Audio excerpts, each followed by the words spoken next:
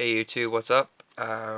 This is Chamber deck profile. I know it's deemed to be one of the scummier decks out there, but with the disappearance of DDD and the lessening of Tree Frog, the deck seems a bit relevant right now, especially with all the field spam that's going on. So I'll just bring you to the profile. So first you got 3 card D. It's an automatic +1, absolutely fantastic. You don't need a battle phase ever, so yeah, it's pretty good. Maxi, must in the moment with all the Zodiac decks running around. You can stall their plays, or if they are brave enough to keep going, you can benefit greatly off them. And yeah, just do a lot of cool stuff with that. You have your standard 1 day of peace. Wish it was at 3, but as it stands at the moment, it's only at 1, so that's how it is. Pod Duality, definite must in the deck. You can search out 3 cards, as you know. Pick one that you want, depending on the situation. Actually, fantastic card. 3 card Demise.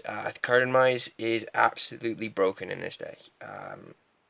You tend to go through your hand really quickly, especially with all the burn cards in there. And if you draw into this and you draw 3, and then you can draw Duality and search something else, or Karka D, draw 2. It just gives that deck back its like major boost at the end there. Great late game, not so good early game because you tend to have 5 card set and you don't really want to card demise the clog of your hand. 2 Chain Strike, obvious reasons why it's in the deck. Broken card in this deck because you get Chain Link 5 easy, so that's a minimum of 2,000. If you have 2, it's 2,000 and 2/4. Ridiculous card if you were at 3. I would love that, but not so lucky. Reckless Greed. Really, really good if you can stack the cards. If you can stack the cards, you only skip the 2 draw phases and draw 4 or draw 6.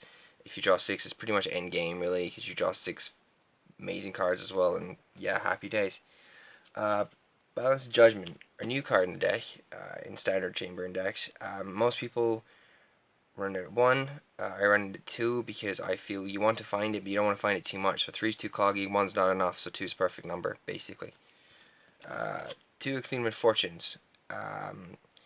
Way too cloggy at 3. You only need 2. You'll never need the 3rd, ever. And with Balance of Judgment in the deck, like, you have enough draw power and trap-wise to go nuts, basically. So we have the stall now. So we have 3 Threatening Wars, 3 Waboku, and 3 Quaking Mirror Force. Now, most people play Blazing Mirror Force in Chainburn. I play Quaking because you don't want to actually get rid of their monsters. Okay, fine, in Blazing Mirror Force you get to do damage.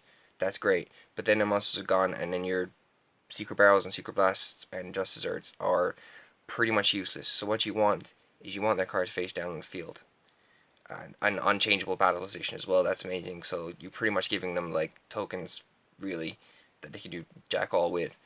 Yeah, I mean you don't get the burn damage that Blazing does, but you get the benefits of stalling their field and just blowing them up basically later. Now for the burn, you got 3 Just Desserts, 3 Secret Barrels, 3 Secret Blasts, and 1 Ring of Destruction. That's pretty much standard burn, really, to be honest. There is no extra deck, because why would you bother? I mean, if you wanted to stick in, like, 15 random things, that's cool. And there is no side deck at the moment, because I haven't built one, because it's just tournament relevant. Whatever's happening around the format at the time, that's pretty much it. A few side notes about the deck. I don't use Swift Scarecrow.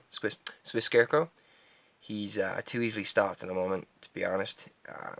If Solemn Strike went down to 1, I'd probably consider running him again. But at the moment, he's just too easily stopped, and with card demise in the deck too, you don't want to be drawing into him. So keeping monsters at a minimum is the best. Kind of same logic with Lava Golem. You don't want him in your hand all the time. You can side him, I suppose, if you wanted to, but ultimately, like, you don't. There's better ways of getting rid of cards without clogging up your hand with stuff. Ojama Trio is also not in this deck because,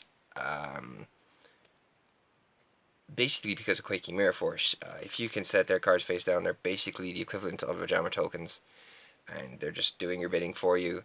Also, I feel with the speed of the deck, the formats at the moment, Ojama Trio just isn't worth it in my opinion. So yeah, YouTube, that's my deck profile. If you have any comments, please leave them below. If they're hate, please don't bother. And yeah, thanks very much.